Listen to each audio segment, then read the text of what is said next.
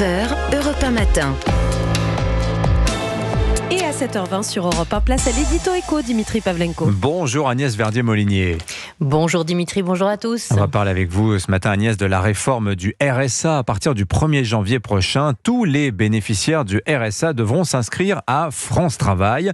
France Travail, je rappelle, c'est l'agence qui a remplacé Pôle emploi. Et oui, en effet, Dimitri, avec la loi plein emploi, tous les bénéficiaires du RSA sont censés être inscrits à France Travail à partir de janvier 2025. Alors, à ce stade, on a seulement 40% des allocataires du RSA qui sont inscrits à France Travail.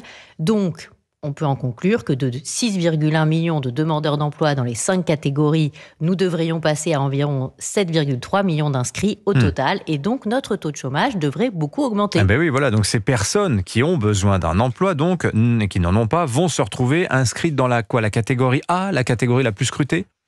C'est ce qu'on pourrait penser. Logiquement, les personnes qui sont au RSA devraient venir abonder la catégorie A des demandeurs d'emploi dès janvier. Mais on croirait presque à un gag. Comme c'est la catégorie A qui est la plus scrutée, c'est celle dont on parle toujours dans les médias par exemple, magie de la statistique, on va créer 2 nouvelles catégories F et G en plus des 5 existantes. F pour ceux orientés vers un parcours social, G pour ceux en attente d'orientation. Et les personnes inscrites en catégorie F seraient a priori exemptées de recherche d'emploi et donc ne seraient pas comptées dans les statistiques du chômage. Bon, finalement, ça va changer quoi pour les allocataires du RSA ? En fait, c'est surtout sur la question des chiffres du chômage que ça change tout.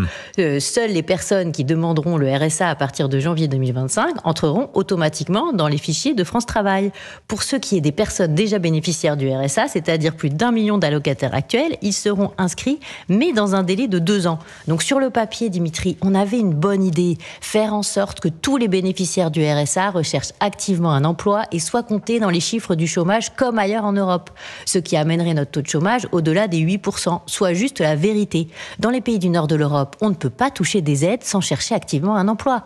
Mais là, qu'est-ce qu'on va faire ? Créer de nouvelles catégories et exempter une bonne partie des bénéficiaires du RSA de chercher un emploi. C'est juste en fait refuser la vérité des chiffres et faire du bidouillage de décompte. Merci beaucoup Agnès Verdier-Molinier, signature Europe 1, 7h22. Merci.